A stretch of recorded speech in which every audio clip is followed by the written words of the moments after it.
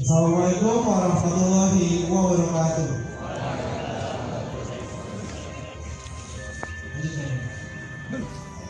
Terima kasih Andreas.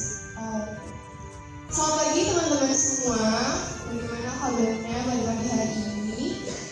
Sedikit ingin menjelaskan tentang konservasi air dan konservasi energi. Sebenarnya ini sudah terpampang ya dari kemarin-kemarin, jadi teman-teman bisa baca. Dan juga hari ini saya ingin menjelaskan sedikit saja. Belakangan ini kita tuh susah banget cari air yang bersih. Pada ngerasain ya pasti ya.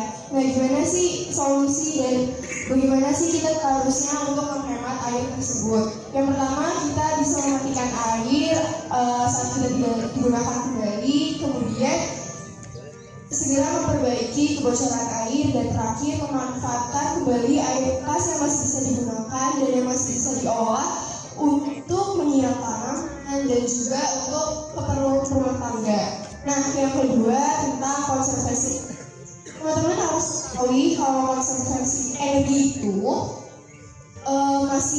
sebenarnya masih bisa habis ya, pasti habis. Lalu bagaimana sih cara kita untuk menggunakan energi itu secara bijak? Yang pertama, matikan lampu dan alat elektronik saat tidak digunakan. Jadi penggunaannya harus efisien, harus sesuai kondisinya seperti apa.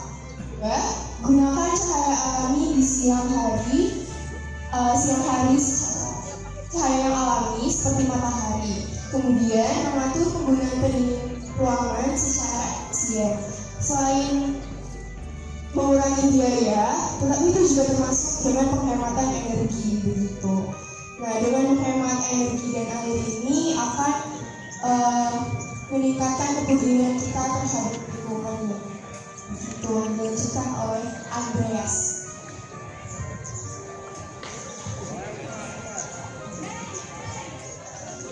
Untuk materi yang terakhir ialah tentang konservasi pengelolaan sampah. Mungkin banyak dari kita yang masih nggak peduli dengan yang namanya sampah plastik yang kita gunakan. Padahal yang dari saya baca, sampah plastik itu membutuhkan waktu sekitar 500 tahun untuk bisa terurai atau untuk bisa habis. Sedangkan kalau kita misalnya mau mengurangi sampah dengan cara dibakar, itu bisa menghasilkan emisi karbon dioksida. Nah, apa langkah kecil yang bisa kita lakukan untuk mengurangi penggunaan sampah ini, terkhususnya sampah plastik? Yang pertama adalah prinsip 3R, yaitu reduce, reuse, dan recycle. Apa sih si reduce ini? Reduce itu adalah mengurangi penggunaan barang yang berpotensi menjadi sampah, yaitu mengurangi sampah plastik dan mengganti plastik dengan bahan yang tidak hanya sekali pakai. Contoh, ketika kita pergi ke Indomaret, mungkin dulu masih diberikan kantong plastik, dan sekarang sudah tidak diproduksi lagi kantong plastiknya, dan diganti dengan kita membawa tote bag mandiri dari rumah.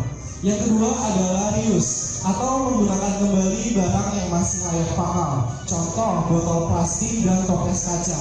Botol plastik dan toples kaca ini masih bisa kita gunakan menjadi barang-barang yang berguna. Bisa dijadikan sebagai pot bunga, bisa dijadikan sebagai hiasan juga.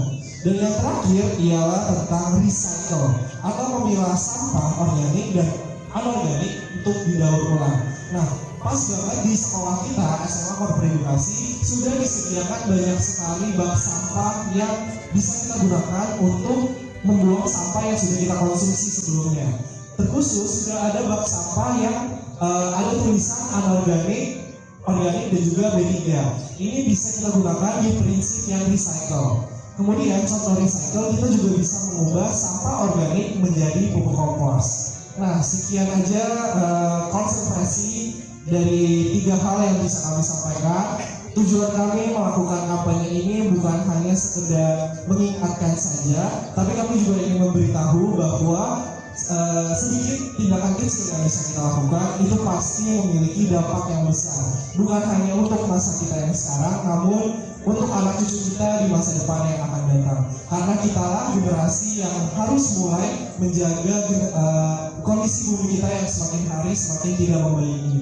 Karena kalau bukan kita, ya siapa lagi? SMA Korporat Edukasi, Sekolah Adiwiyata, Sekolah Tunggal. Sekian dari kami.